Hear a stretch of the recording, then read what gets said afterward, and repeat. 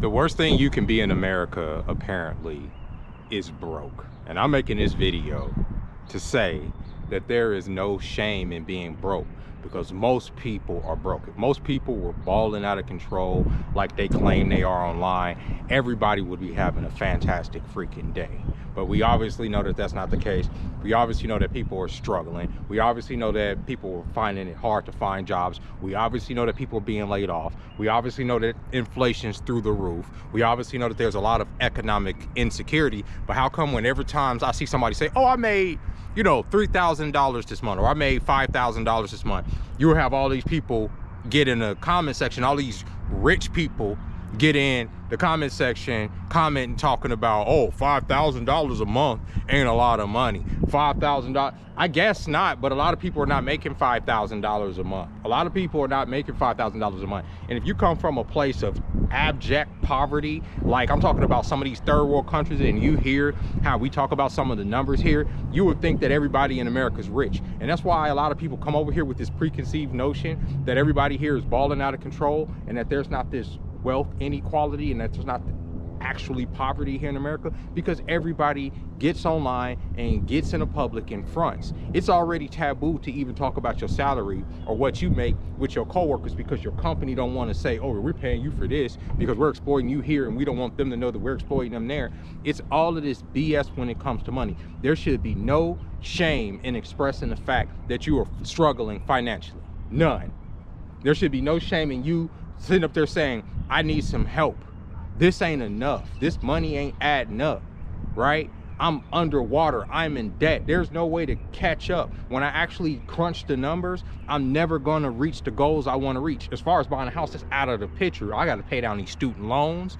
I got to get these credit card debts paid down. I got to keep up with rent. I got to keep up with my car payments. I got to keep up with this insurance. I got to keep up with bills. All this crazy stuff that people are paying into, right? But then people sit here and act like they're all doing good, but all of us are mostly wage slaves or slaves to this system. Or even if you are doing well on a salary, you in the back of your mind are probably stressed out right now, worried that some robot's going to take your job, that some algorithm or AI system or some program is going to be able to do your mid-level job, your middle management job, your $80,000 to $120,000 a year job, just completely cut because a robot can do it.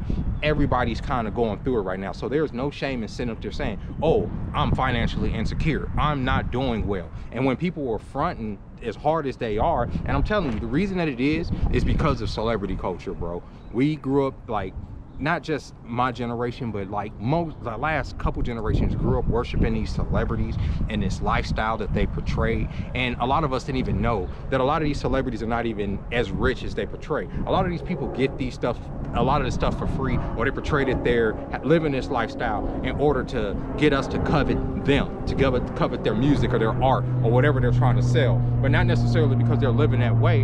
And in our psyche, we're always telling ourselves, okay, we got to make more in order to live that way. We have to work harder in order to live that way. But some of the hardest working people I fucking have ever known, the hardest motherfuckers that have gotten up for 20 something years to go out there and work and put out these fucking cones and shit. But people that get up and do construction, plumbing, all kind of just regular work, that's hard fucking work, thankless 12-hour fucking blue collar jobs, those people are not looked at as heroes. Those people are not looked at as pillars of our community. Why? Because the glitz and glamour don't come behind it. We aspire, oh, the doctor lives the good bachelor lifestyle, or the high-paying nurse, she can travel anywhere she wants to travel, or the lawyer, he makes millions, you know, through his hedge fund and being invested, you know, all that nonsense that our human brains don't naturally want to gravitate to. You know what our human brains want to gravitate to, y'all? Nature. Getting out here, the green, feeling good. I mean, I'm on my way to work because, like I say, I am a wage slave, and I get out here, I try to make these videos and try to be a little bit productive and spread a positive message. But these are the thoughts that go through my head all the time, because I'm constantly seeing people say, oh, that's not a lot of money. Oh, you're only making $7,000. And then I go look at these profiles of some of these people, and you know goddamn well they're not making nowhere near what they sit up there talking about that person ain't making enough of. But some of these people be perpetually online. They don't even have nowhere near the freaking views I got. And I'm telling you, I don't make no fucking money online, really. So I know y'all not balling out of control on there. And then what is y'all job? Y'all job ain't, you know, a lot of these niggas is working at Wendy's getting on there talking about $5,000 a month ain't a lot. My nigga, like, I get it. Like, it probably ain't a lot, right? For in your mind, but for me, that would be, I would be living very well on $5 grand a month. I'd be living extravagant on $5 grand a month, because like I said, my overhead is very light. I don't have a car. I'm never gonna be a slave to the automotive freaking industry, especially now that they're putting what is it, Ford just implemented this thing, which I think is ridiculous, where the police and the government can shut off your car. It can with their new truck, they can shut off your car anytime they want to, and that's coming for all cars. I promise you that's going to be in all cars here in the United States. But the government can shut off your car. They can spy on you. The car can read your biometrics and see if you're, like, let's say you're panicked, right, or you're in a bad mood. The car won't fucking start. It won't, because your biometrics are off the chart. You have to calm down before you can use your car. What kind of shit is that? That's what's coming. That's Ford's new truck I'm hearing. I don't know which one it is. It's one of their new trucks where it's going to read your biometrics to be able to tell if you're stable enough to drive. What if you're being chased? What if you're being pursued? That type of shit. Control on every level. So I'll never get into that stuff. I told myself a long time ago, once they started charging motherfuckers they started charging motherfuckers in this country, not just to register your car, but you also have to pay a third-party company to drive the bitch. Y'all niggas is being exploited every time. Imagine that. Imagine in a free country, you buy some property or you lease some property, but you got to pay a whole nother motherfucker in order for you not to be harassed by the state enforcers. You know this is a goddamn game. This whole shit is a goddamn game. We are vessels, right, for energy. That's what we are. That's what human beings are. We're vessels for fucking like energy, positive and negative energy, and they're gonna extract that energy from us however they can. That's what all this pushes and pull about. They give you a little bit of comfort, punish you through the economy. Give you a little bit of comfort, give you a carrot to chase, but you will never catch it because you're constantly running on that treadmill as they extract your energy, as they extract your fucking life force from you. And yet we sit up here and judge each other because, oh, you don't have enough money. You don't have enough of this arbitrary nonsense in your bank account to even talk to me. Blah, blah, blah, blah, blah. Stupid shit. Oh, I'll give you all the respect in the world because you have this much money, even though your character's complete shit, even though you eat babies, even though you're just a freaking absolute terrible person, your respect level is through the roof because you have all the money. Humans are ridiculous, bro. And that's how I know for a fact, bro. I know that this is all a game. Like, I know that there's a bigger system behind all of this, and it's not a human system, bro. And the reason I know this is because when I saw stuff like Occupy Wall Street, and where the people are protesting against this system that's crushing everybody, right? Us, the puppet class, the so-called protection class, the cops, all the police, but yet the police are working for them, right?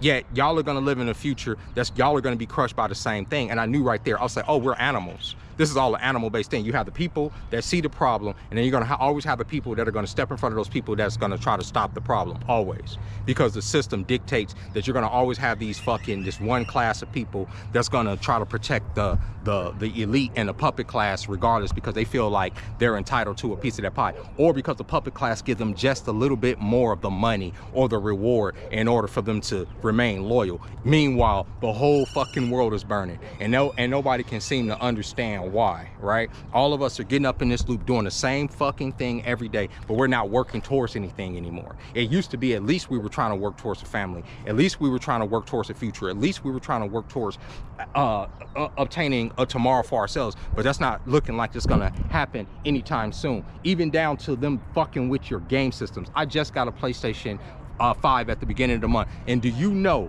that Sony implemented a freaking thing that if you don't sign into your system every 30 days that you can't play your games offline? Now, Sony got a lot of clout in the last generation with the PlayStation 4 when the Xbox was trying to implement their DRM shit through the Connect and through always online stuff. And the president of Sony came out, did this whole commercial where he just handed a game and it was like, you don't have to be online to play our games. But fast forward 10 years, now all of a sudden they're anti-consumer and they're putting DRM because they want to be able to check on you at all times, even though you give these motherfuckers money to play on the system. You done bought the system, you done bought the controls, you pay for the internet, you pay for the fucking game, you pay to play the game online, but now they're telling you, okay, yeah, you have to check online every freaking 30 days to continue to play the games. That's ridiculous, bro.